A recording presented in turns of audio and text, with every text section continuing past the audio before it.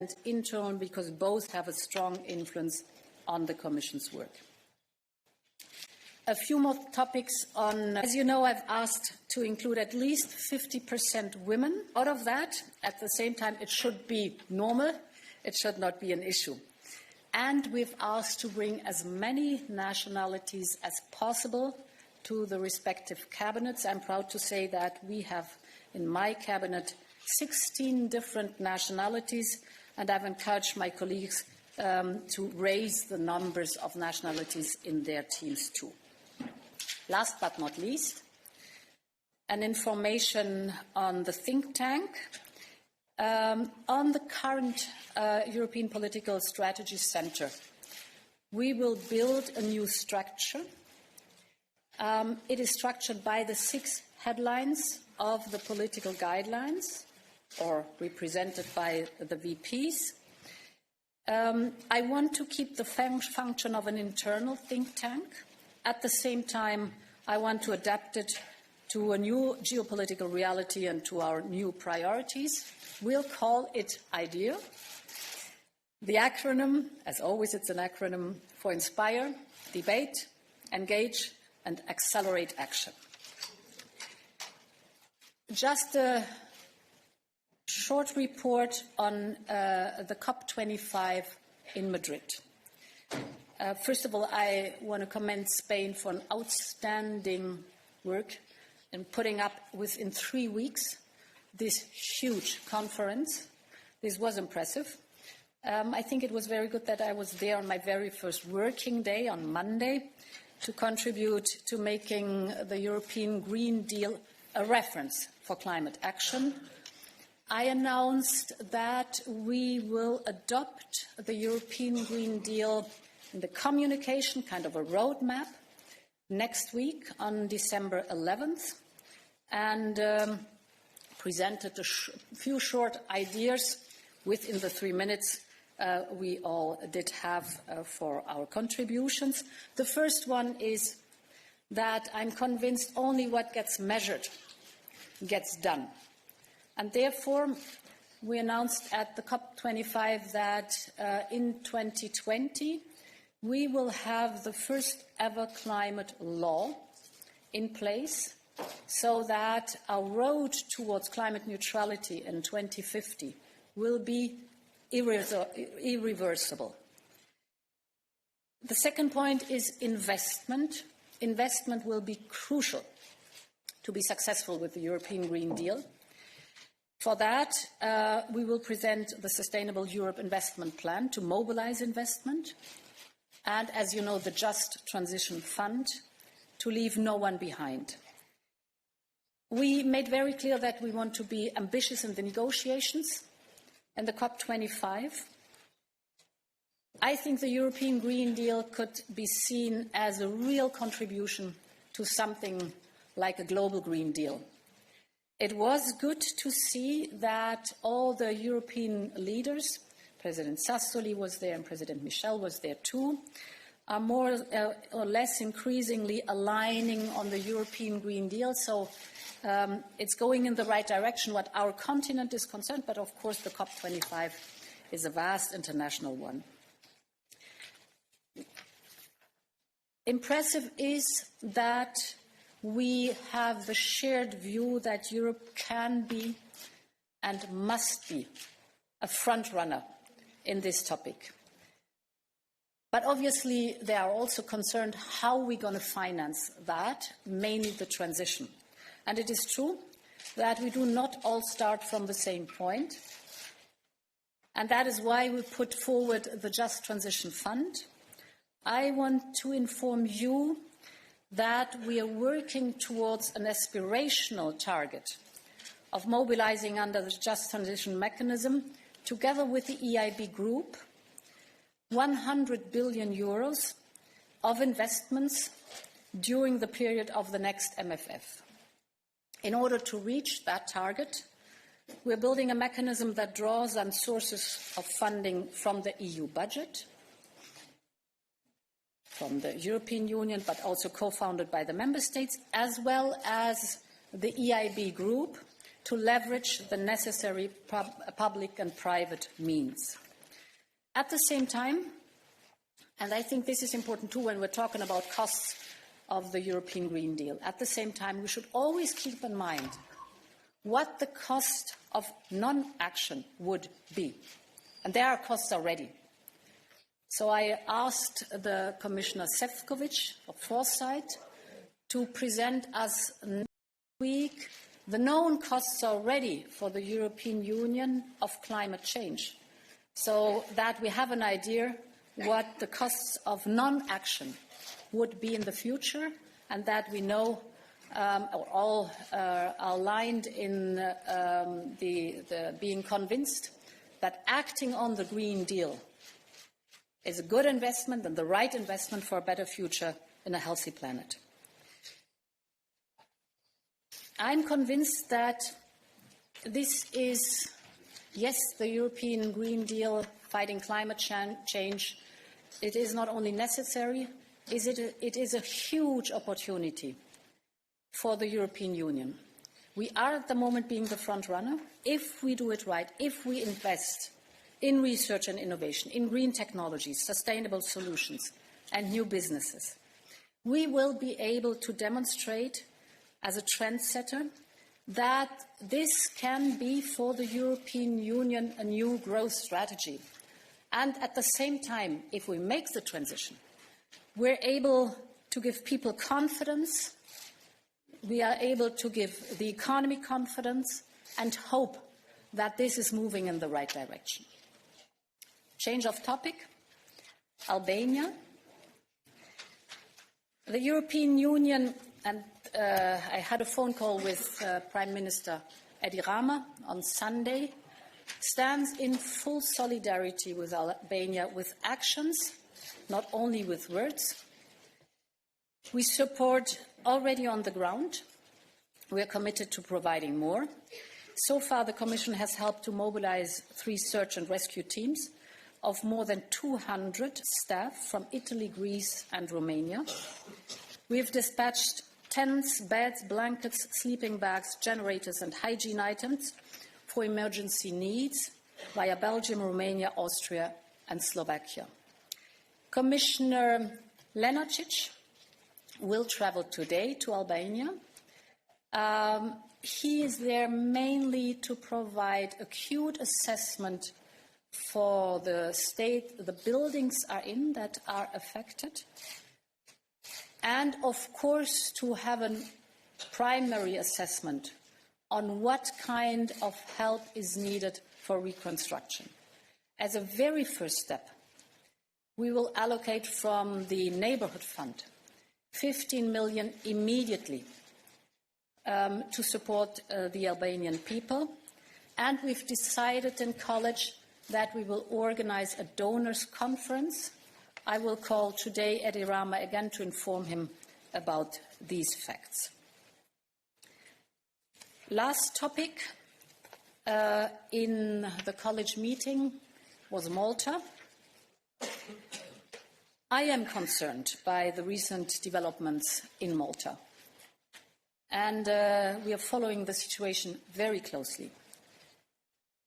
To be very clear on that, we harshly condemn the murder of the journalist Daphne. Her murder was an attack on free media. Media freedom is the foundation of our free and democratic society. Journalists must feel safe to work in Europe. If not, democracy as we know it will be under threat. I will not comment on ongoing national investigations. However, what I will say is that I expect there to be a thorough and independent investigation free from any political interference. Europol is in Malta. It is providing support to the Maltese authorities. It is crucial that all those responsible are brought to justice as soon as possible. The Commission is also in contact with the Maltese authorities on the reform of the judicial system, and we will continue to work with the authorities to accelerate these reforms. This is it for the moment. Thank you, Mrs. President. Now, the President will now take your questions, focusing first on the issues discussed in the College as she presented them. Yes, Die Welt. Guten Tag, Frau Präsidentin. Christoph Schilz von der Welt. Guten Tag. Zum Thema Albanien, das Sie gerade hier vorgetragen haben. Für wie schwerwiegend halten Sie es, dass die Franzosen die Beitrittsverhandlungen jetzt blockieren für den gesamten Prozess auf dem Balkan? Und was unternehmen Sie konkret, um die französische Regierung umzustimmen? Und rechnen Sie auch damit, dass nach den französischen Wahlen, den Regionalwahlen, sich die Meinung möglicherweise ändern wird? Danke sehr. Ich habe bereits mehrfach betont, dass ich die Nichtaufnahme von Beitrittsverhandlungen, und das ist ja ein langer Prozess, für einen strategischen Fehler halte. Ich halte es strategisch für unbedingt wichtig, dass wir den Westbalkan so klar wie irgend möglich signalisieren, dass wir sie an unserer Seite wollen und dass wir ein hohes Interesse daran haben, dass sie sich der Europäischen Union annähern. Wir haben viel verlangt von Nordmazedonien und Albanien. Sie haben das alles umgesetzt. Und deshalb halte ich es für wichtig, dass wir dranbleiben an dem Thema der Eröffnung der Beitrittsverhandlungen. Ich halte es allerdings auch selbstverständlich für legitim, dass der französische Präsident eine Revision der Beitrittsprozeduren verlangt, erbittet. Und das ist ein Vorgehen, was völlig in Ordnung ist, weil wir immer wieder auch unsere Prozeduren darauf überprüfen müssen, ob sie noch zeitgemäß sind, ob sie modern sind, ob sie den aktuellen Bedingungen entsprechen. So dass ich glaube, dass es wichtig ist, jetzt für die nahe Zukunft zuzuhören, was die Vorstellungen sind von Frankreich oder anderen Mitgliedstaaten für Veränderungen.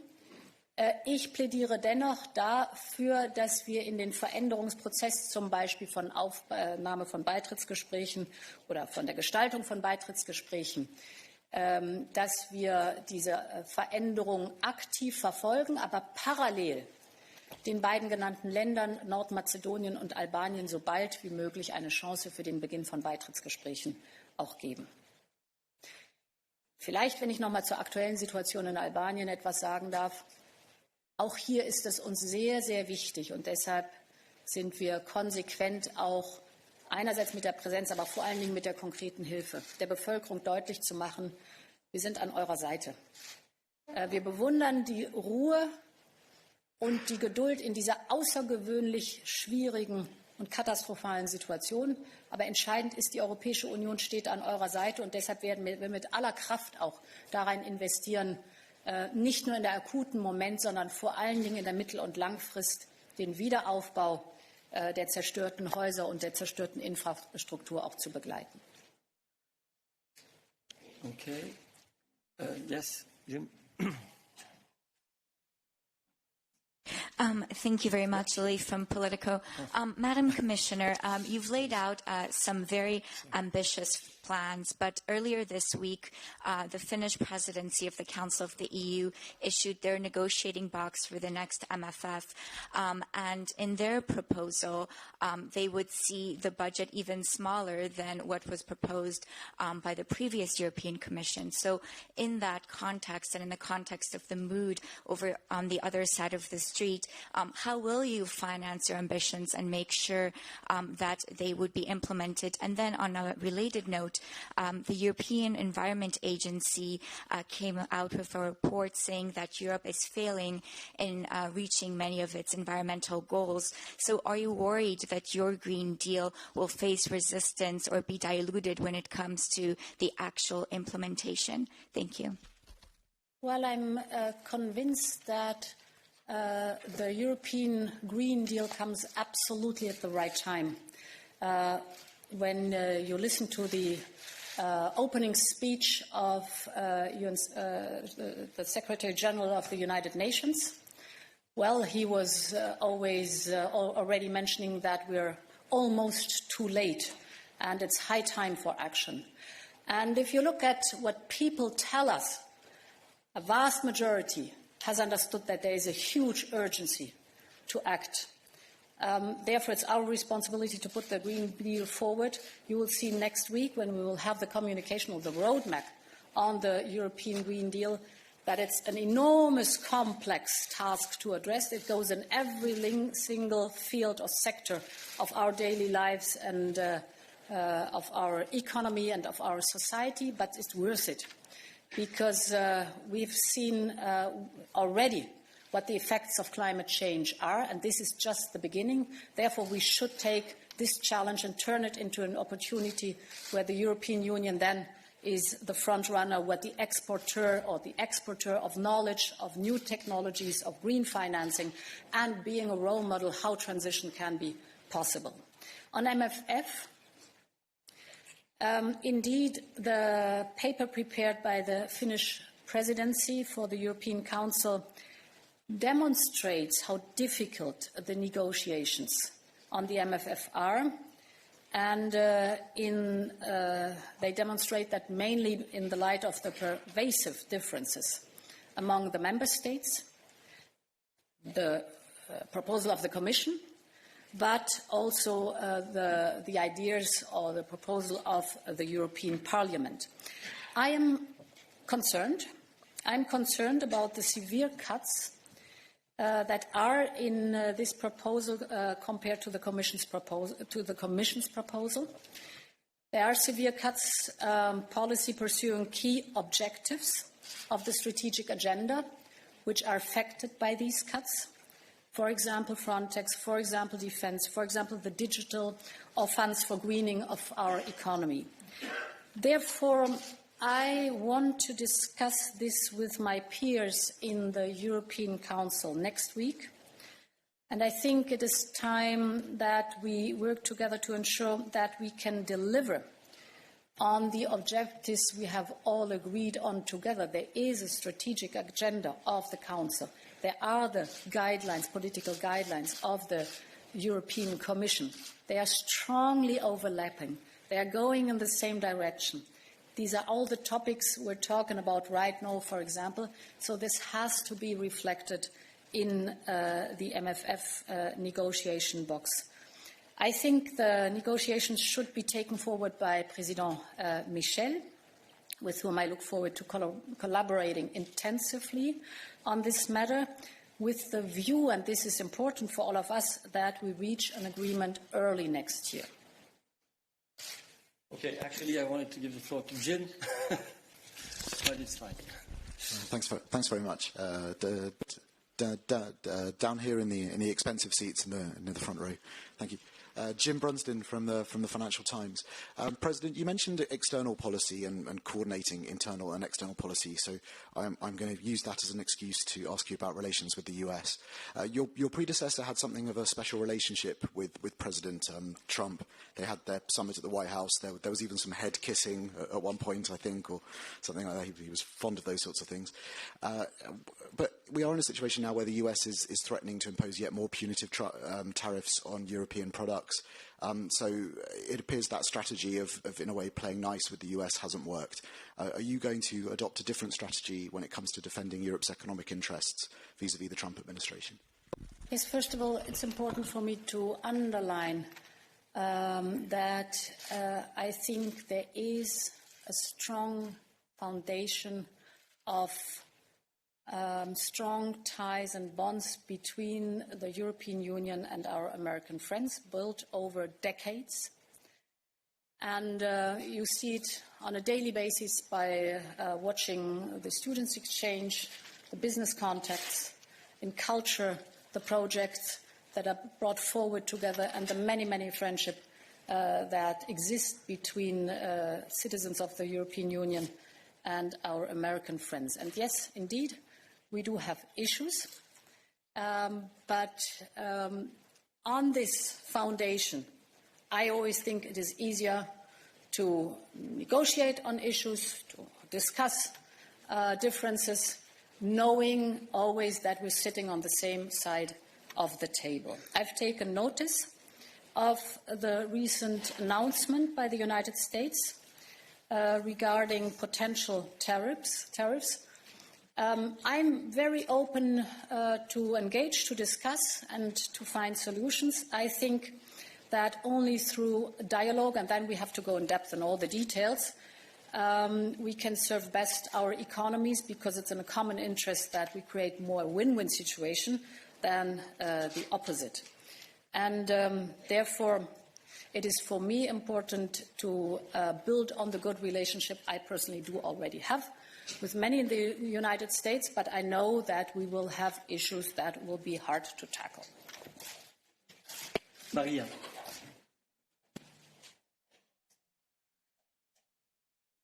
Maria Psara with Euronews. First of all, welcome to the official readout. Secondly, I have two questions for the foreign affairs, since we started with Trump now. The first is that you choose to go to Ethiopia on Friday. This is the first official trip of yours. Why did you choose to go to Addis Ababa as a first trip? And the second question, more like a comment, if you may, on Turkey, because Turkey is continuing being really, aggressive and provoking troubles in the EU and its neighbours. So what's the new Commission's opinion on that? Thank you. Yes, indeed, by purpose, I chose as a very first trip a trip to the African Union. And as it is located in Addis Ababa, this is the reason why I'm going to be there. I wanted to send a strong message that the African Union, representing African countries, is very important for us, that we want a good partnership. We have a lot of common issues to tackle and of common problems to work on, and therefore it is for me important to make sure in the very first trip outside the European Union, that is for me the neighborhood, the African Union that I want to visit. Turkey, did you have a specific topic or the overall situation? Sorry? Too complicated? Okay, so you leave the complication for me. No, indeed. We do have serious issues to discuss with Turkey, and I think the developments around Turkey require a very honest conversation. It is two-sided. On the one hand, we have strong issues what the respect for international law is concerned, what the respect for the neighborhood and the sovereignty and integrity of neighbors is concerned. And on the other hand, we know that there are other fields where we work together with Turkey. For example, the European Union's Turkish agreement on migration. That is the reason, the migration topic, that Vice President Skinas and Commissioner Ylva Johansson will go to travel to Turkey, I think on Friday, to discuss the migration topics. But notwithstanding, I'm absolutely aware of the fact there are other issues where we have serious talks ahead of us. Nicolas.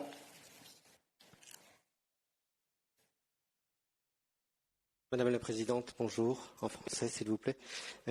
Vous répondez comme vous voulez, mais je vous pose la question en français. C'est assez facile, je pense, pour vous.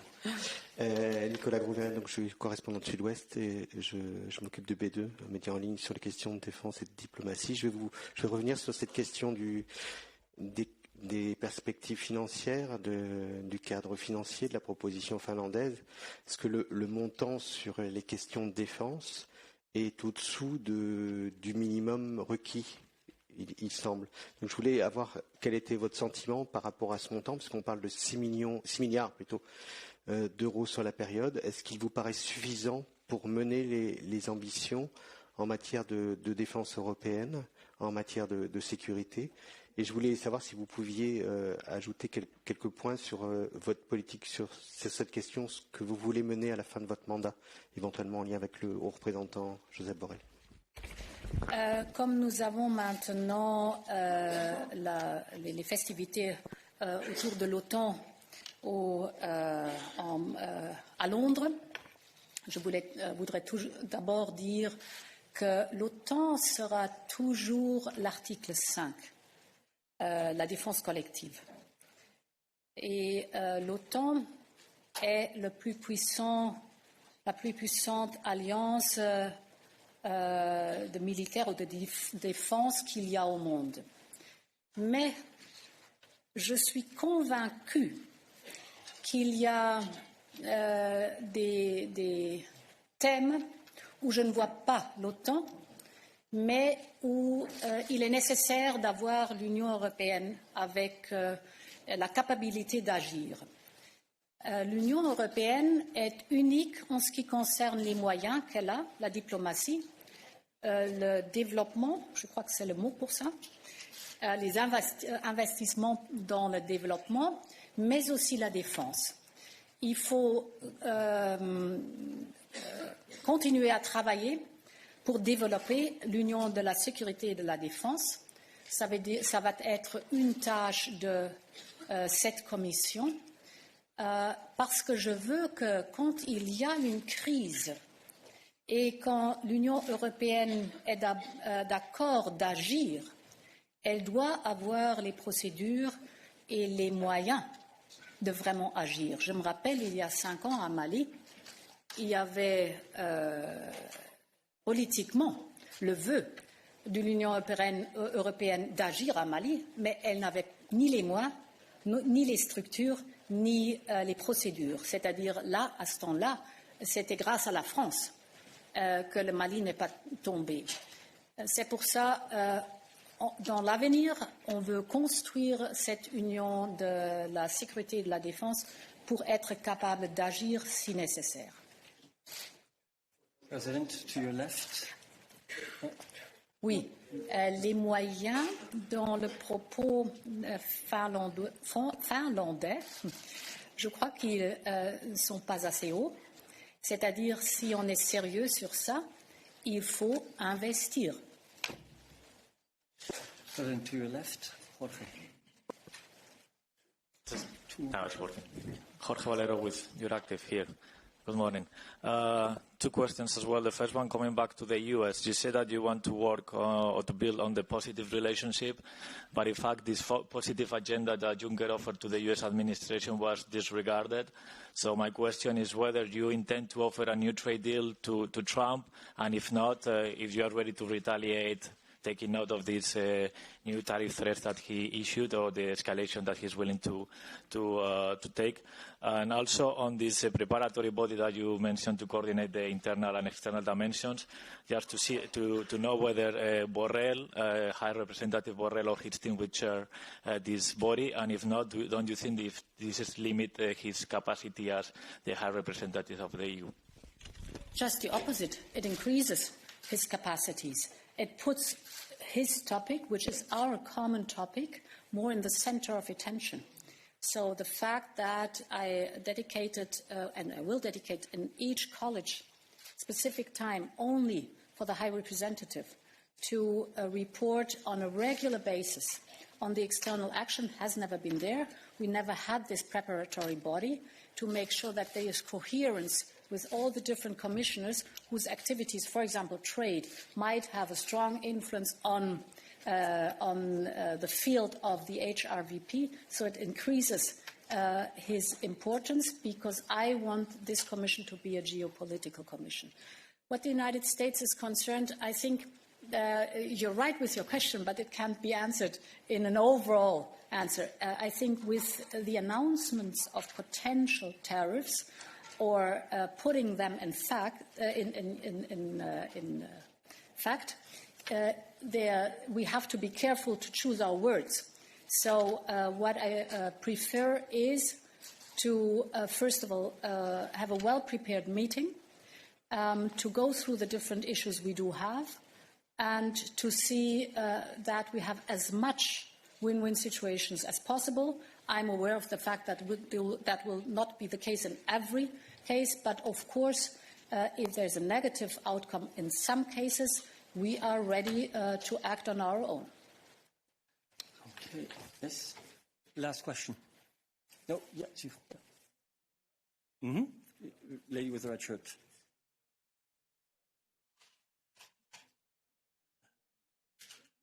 Ja, Peter Fritz, österreichisches Fernsehen, ORF. Frau Präsidentin, es gibt ja Staaten, die noch strenger sind als das zuvor geschilderte Finnland, wenn es ums zukünftige Budget geht. Die sagen, 1% muss reichen. Was wird aus Ihren ehrgeizigen Plänen, wenn es bei diesem 1% bleibt? Scheitern Sie dann? Das ist die Ausgangsposition der Verhandlungen, die ich sehr ernst nehme. Ich glaube, es ist wichtig, dass wir immer wieder uns darüber im Klaren sind, dass es eine sehr gute, sehr ehrgeizige, strategische Agenda des Rates gibt. Das heißt, alle Mitgliedstaaten haben sehr klar im Sommer ihre Erwartungen an die Europäische Kommission und dann in der Zusammenarbeit natürlich auch mit dem Europäischen Parlament formuliert. Ich bin sehr froh über diese Agenda, weil sie sehr stark überlappend ist mit dem, was ich als Agenda für die Kommission vorgelegt habe. Wenn wir das alles machen wollen, dann müssen wir uns auch in die Augen schauen und klar miteinander diskutieren, wie das finanziert werden soll. Ich weiß, dass der Overall Ceiling, also das Dach oder das Budget insgesamt, eine Rolle spielt. Ich glaube aber, dass es auch gut und wichtig ist, darüber zu diskutieren, was eigene Finanzquellen der Europäischen Union angeht, zum Beispiel das Thema Plastik oder Zertifikatehandel. Das ist immer auch eine Option, um sehr gezielt